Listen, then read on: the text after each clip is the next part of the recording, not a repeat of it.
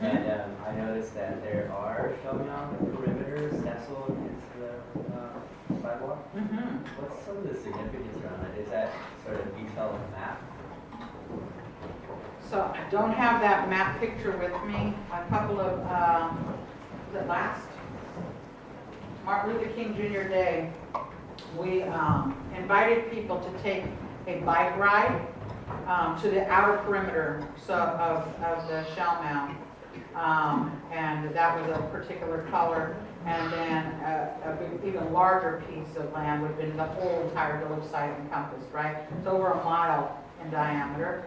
But all we were trying to save is this little tiny piece in the middle of it.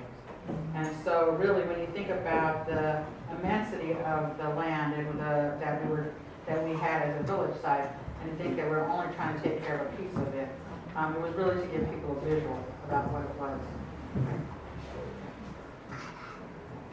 Has there been any effort towards returning the remains from UC Berkeley? It sounds like it's a terrible situation, and I mean, isn't that covered by NAGPRA?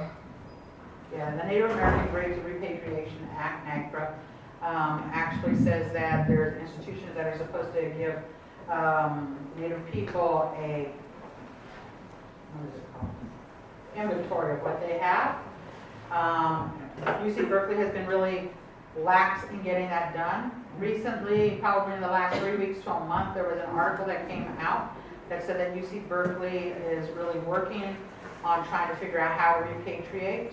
UCLA has done, they had some of our things and they repatriated. Stanford has done it.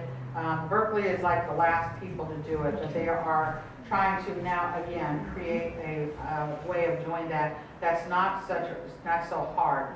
It is very difficult to get through UC Berkeley's system if you wanted to. NAGPRA will allow us to get our ancestors returned, but not our funerary objects. And so, because we're not a federally recognized tribe.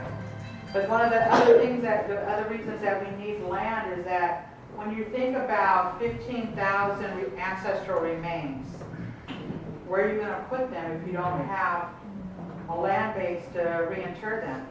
We're talking about a huge cemetery, right? And so really having the conversations with UC Berkeley is like, yes, we would love to get our ancestors reinterred. And yes, that would help the healing process for our people and for everybody that lives on this land. And yes, UC Berkeley owns a lot of land, so maybe they ought to give us the land to reinter.